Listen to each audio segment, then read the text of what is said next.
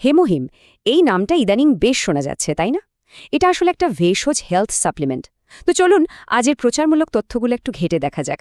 ঠিক কি দাবি করা হয় এটা নিয়ে, কিভাবে এটা কাজ করে, আর এর পেছনের গল্পটাই বাকি।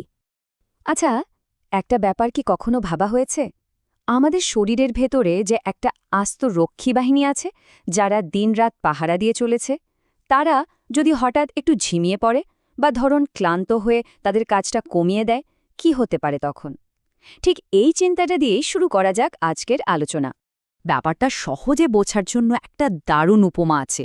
ভাবুন তো, আমাদের সবার শরীরের ভেতরেই একটা নিজস্ব সৈন্যবাহিনী আছে। এই বাহিনীর একটাই কাজ, বাইরের যে কোনো আক্রমণ থেকে শরীরকে রক্ষা করা, ঠিক যেন সদা প্রস্তুত একদল সৈনিক। এই ভেতরের সৈন্যরা ঠিক কিভাবে কাজ করে তাই তো?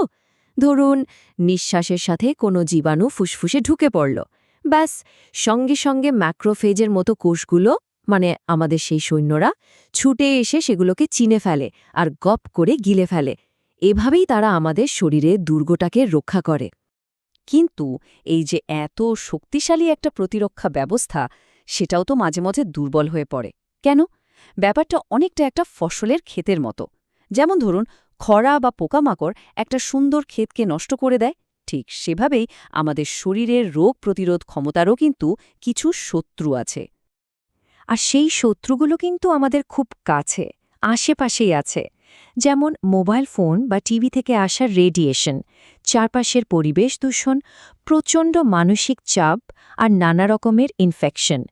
এই সব কিছুই কিন্তু আমাদের ভেতরের সেই রক্ষী বাহিনীকে একটু একটু করে দুর্বল করে ফেলে। আর ঠিক এই সমস্যার একটা সমাধান হিসেবেই হেমোহিমকে তুলে ধরা হয়। বলা হয় এটা নাকি শরীরের প্রতিরক্ষা ব্যবস্থার জন্য একটা বেশ শক্তিশালী ভেষজ হাতিয়ার। তো এটা আসলে কি? এটা মূলত একটা প্রাকৃতিক বোটানিক্যাল মিক্স, যা ছোট ছোট প্যাকেটে পাওয়া যায়। এর মূল কাজটাই হলো শরীরের রোগ প্রতিরোধ ক্ষমতাকে সাপোর্ট দেওয়া বা চাঙ্গা করে তোলা। কিন্তু আসল প্রশ্ন হলো, এটা ঠিক কিভাবে কাজ করে? এর নির্মাতাদের মতে হেমোহিম মূলত ৩টে ধাপে আমাদের শরীরের প্রতিরক্ষা ব্যবস্থাকে জাগিয়ে তোলে। আর এই ধাপগুলো বোঝানোর জন্য তারা কিন্তু বেশ কিছু চমৎকার উপমা ব্যবহার করেছে। প্রথম কাজটা হলো ঝিমিয়ে পড়া রক্ষীদের জাগানো। আমাদের শরীরে এক ধরনের বিশেষ কোষ আছে যাদের নাম ন্যাচারাল কিলার সেল বা এনকে সেল। ভাবা যেতে পারে এরা যেন ডিউটিতে থাকা ক্লান্ত পাহারাদার, একটু ঝিমিয়ে পড়েছে। হেমোহিমের কাজ হলো এদেরকে একটা ঝাঁকি দিয়ে জাগিয়ে তোলা, যাতে তারা জেগে উঠেই ক্ষতিকর কোষগুলোকে খুঁজে বের করে ধ্বংস করতে পারে। এর পরের কাজ সৈন্যদের প্রশিক্ষণ দেয়া। মানে শুধু রক্ষীদের জাগিয়ে তুললেই তো হবে না, তাই না? সৈন্যদের যুদ্ধের জন্য ভালো করে ট্রেনিংও তো দিতে হবে। হেমোহিম ঠিক সেই কাজটাই করে বলে দাবি করা হয়। এটি ইমিউন সেলগুলোকে আরও সক্রিয় আর শক্তিশালী করে তোলে, যেন তারা বাইরের যে কোনো আক্রমণের জন্য একদম প্রস্তুত থাকতে পারে। আর ৩ নম্বর কাজটা হলো বিপদের সংকেত পাঠানো। এই কাজটা করে সাইটোকাইন নামের এক ধরনের বার্তাবাহক। ব্যাপারটা ঠিক যেন পুরনো দিনের মতো। কোনো গ্রামে বিপদ এলে ঢোল বাজিয়ে সবাইকে সতর্ক করে দেওয়া হতো। সাইটোকাইনও ঠিক সেভাবেই সারা শরীরে খবর পাঠিয়ে দেয় যে বিপদ আসছে, সবাই তৈরি হও।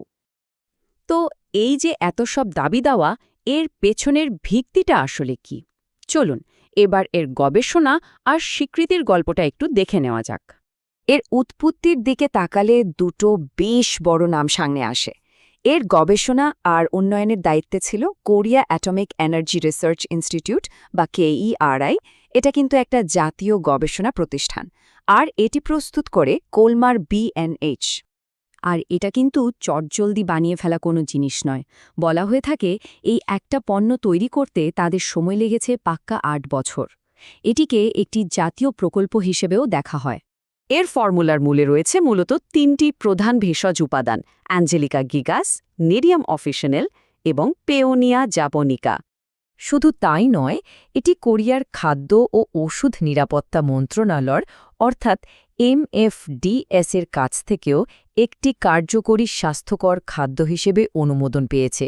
এটা কিন্তু বেশ বড় একটা ব্যাপার। এর স্বীকৃতি কিন্তু শুধু কোরিয়াতেই থেমে থাকেনি। আমেরিকা, জাপান এবং ইউরোপ সহ বিভিন্ন দেশে এর নামে রয়েছে ২১টি আন্তর্জাতিক পেটেন্ট। আর বাজারের দিকে তাকালে দেখা যায় এটি টানা ৭ বছর ধরে কোরিয়াতে নিজের ক্যাটাগরিতে সবচেয়ে বেশি বিক্রি হওয়া হেলথ সাপ্লিমেন্ট ছিল। এ থেকেই এর জনপ্রিয়তা বেশ ভালোই বোঝা যায়। তাহলে কাদের জন্য এটা বিশেষভাবে সুপারিশ করা হয়? তালিকায় আছেন যারা দীর্ঘ সময় কাজ করে ক্লান্ত, শারীরিক সহনশীলতা বাড়াতে চায় এমন ছাত্রছাত্রী, বাড়ির কাজ আর চাপে ক্লান্ত গৃহিণীরা, শক্তি ফিরে পেতে চান এমন বয়স্ক ব্যক্তিরা এবং অবশ্যই ক্রীড়াবিদ বা যারা খুব বেশি শারীরিক পরিশ্রম করেন। সবশেষে এর প্রচারণার একটি মূল ভাবনা দিয়ে আলোচনাটা শেষ করা যাক।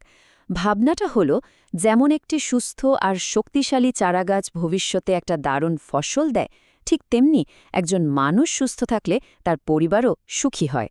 দিন শেষে শরীরের ভেতরের সেই রক্ষী বাহিনীকে সবল আর সতর্ক রাখার ধারণাটাই এখানে মূল।